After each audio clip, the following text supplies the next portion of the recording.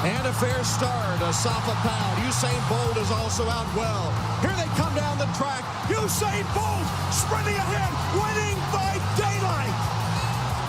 And setting a world record. The wind is okay. New world record. How easy was that? They have now gone into the realm of video game times. 9.69 for Usain Bolt, and he made it look easy. I have never seen another 100-meter Olympic champion run that easy. He dominated this field.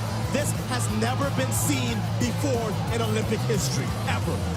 Usain Bolt. Who wouldn't know that he's the fastest person alive? But who was the fastest person before him? Was it MJ or was it MG? MJ? Is that Michael Jordan? Or was it Michael Jackson? I'm sure Michael Jackson used to run pretty fast while he was chasing all the kids around.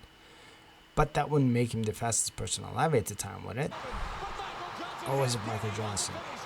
Michael Johnson running for the road and into Olympic history. A new world record. How about Maurice Greene? And Bruni Surin, it was always going to be a tight race. Bolden pushed him hard, and he responded like a champion.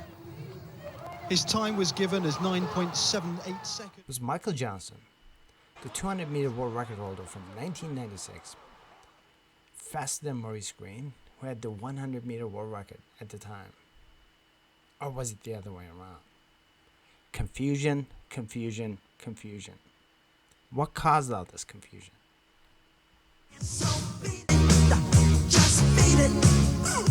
And the following commercial is born out of that confusion. This race brought to you by Visa, the official card of the NFL, and the only card accepted at the Olympic Games.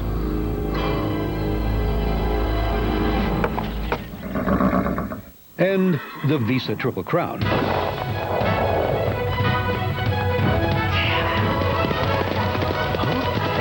Almost forgot. We're also the official card of NASCAR. Visa, it's everywhere you want to be. The 1996 Atlanta Olympics 200-meter final. Johnson prepares himself for the race of his life. As I'm in the blocks, the only thing I can be thinking about at that moment is reacting to the gun.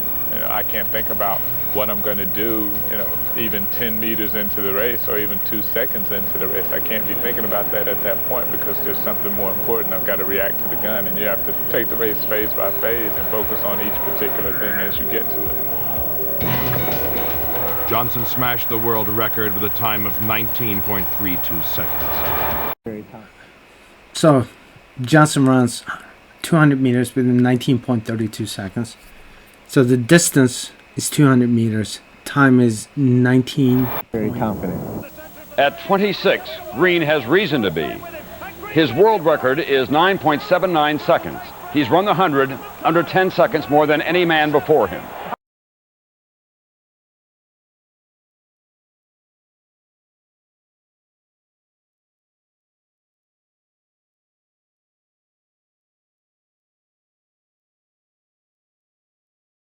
In order to calculate speed, we need to know the measured distance as well as the measured time. So measured distance over measured time is our speed, where x is our distance, t is time, and v is our speed.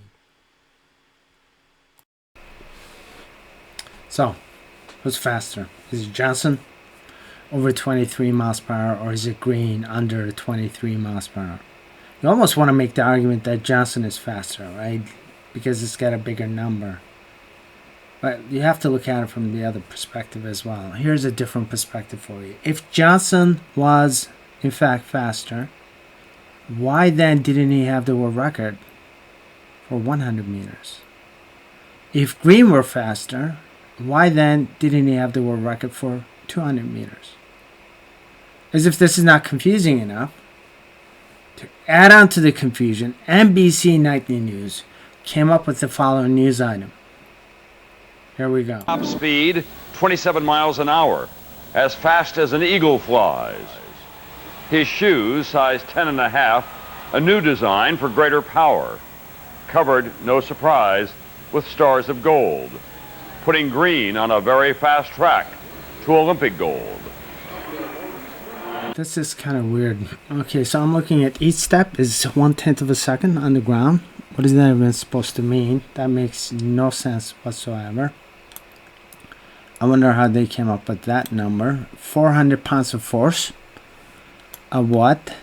I'm guessing that that's 400 pounds of force per step, and top speed is 27 miles per hour. Now that speed, top speed that they're talking about, is related to the eagle's speed, evidently, and so they must have seen an eagle moving at 27 miles per hour, and then they must have matched speeds with it. Is that the way it is done? I mean, this is kind of nonsensical, guys. I don't know what I'm looking at. So the number that we got is a little bit under 23 miles per hour. According to NBC, he was going over 20. He was going at 27 miles per hour. His top speed was 27 miles per hour. Top speed, 27 miles an hour, as fast as an eagle flies. All right, so measured distance over measured time is going to give you your speed. But realistically speaking, whenever you're running, whenever you're driving, whenever you're walking, you know your speed changes, right? So given the fact that your speed changes, what does that speed represent? The measured distance over measured time. It should represent the average speed if that's the case. So if it represents the average speed, so Johnson has a larger average speed than Green, but that 27 miles per hour that NBC was talking about, that was the measured speed. So they must have measured that speed using a radar gun. So the measured speed, what is it called? It's called instantaneous speed, because the measured speed is going to tell you how fast you're moving at a given moment in time. If you're driving at 45 miles per hour, you know you're driving at 45 because you could see it on the speedometer. So instantaneous speed is the measured speed.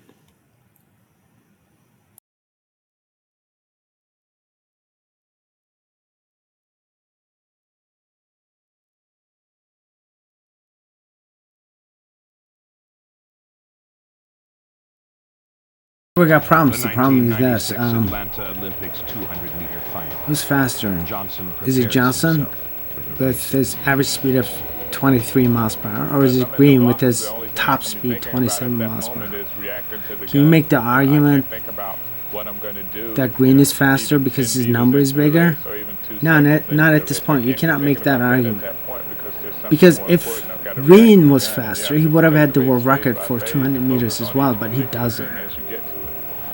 And we don't know what Johnson's top speed was because they weren't using a radar gun back then. So given the fact that Johnson has a larger average speed, can we make the argument that at some point Johnson was actually running faster than 27 miles per hour? Yeah, you can make that argument. Only difference between Green and Johnson is Johnson takes a lot longer to reach his top speed. That's the reason why he does not have the world record in 100 meters. And the reason why Green does not have the world record, or did not have the world record in 200 meters, is because he reaches his top speed sooner. But his top speed is not fast enough for him to break the world record for 200 meters, which means that he's actually quicker than Johnson. He was quicker than Johnson. Had a larger acceleration than Johnson. So the person who has a larger average speed under the circumstances is still faster than the person who has a smaller average speed. So Johnson in this case is still faster than Green. Let's talk about velocity briefly. Velocity is a little bit different from speed in a sense that when it comes to velocity, direction also matters. It's not only how fast something is moving, but also which direction the motion is occurring. Velocity is a vector. As you all know, the vector is a combination of speed and its direction. It's a combination of scalar and its direction. One example of velocity is two cars moving at the same speed in opposite directions. Speeds are the same, but not the directions, which means that the velocities are different. The second example that we can come up with is an object in circular motion. Imagine that something is moving in a circle at a constant speed. And just because the speed is constant doesn't mean that the velocity is constant. because in this case the direction matters, and as you well know, in circular motion the direction keeps on changing, so which means that the velocity keeps